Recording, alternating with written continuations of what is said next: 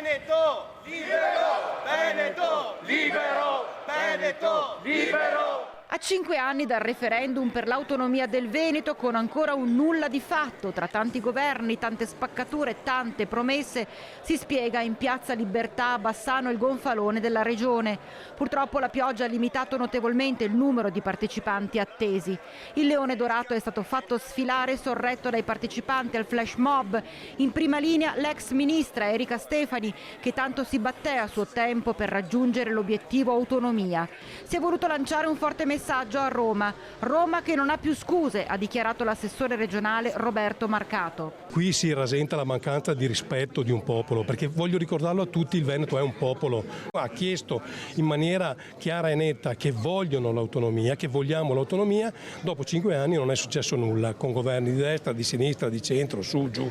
Adesso c'è un altro governo, noi qui oggi vogliamo ricordare al governo che per noi è una precondizione necessaria perché ci sia un governo, l'autonomia. Se non ci dovesse essere l'autonomia, per quanto mi riguarda, possiamo tranquillamente tornare a casa. La Lega è pronta quindi a lasciare se?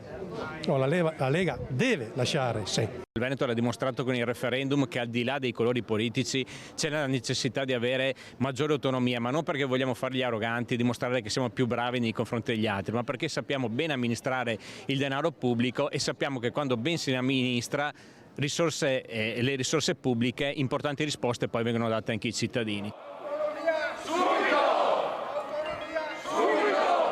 Autonomia che viene richiesta come necessaria, al di là del colore politico, da tanti amministratori comunali.